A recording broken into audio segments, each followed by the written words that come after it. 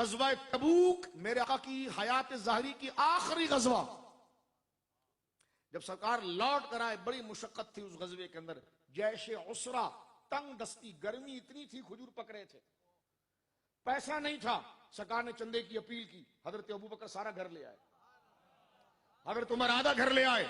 میری بہنیں سنیں، سرکار پر ایک کیفیت تھی جیسا دریا رحمت یعنی طوفانی انداز میں برس رہا ہے۔ حضرت عبد الرحمن بن عوف جو بنو زہرا سیدہ آمنہ پاک کے خاندان کے، دوڑے ہوئے گئے گھر کے اندر، بیوی سے کہا کہ میں نے حضور کو آج ایسا دیکھا ایسا پہلے کبھی نہیں دیکھا، جو ہے دے دے آج۔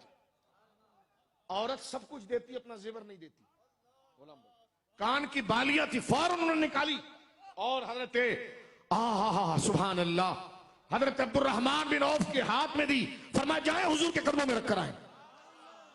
حضور چندہ کر رہے ہیں، لا کر رکھا گیا، سرکار نے اپنی ہتھیلی میں لے کر کہا عبد الرحمن یہ تو بیوی کی زینت اٹھا لایا،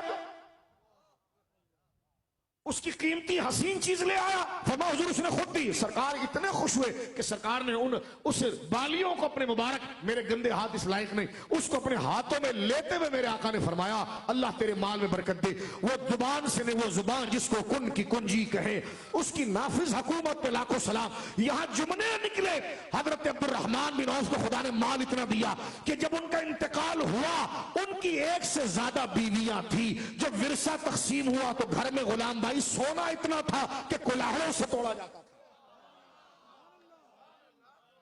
بولیں سبحان اللہ، کلاہڑا یعنی ایک بالی پر اتنا تھا۔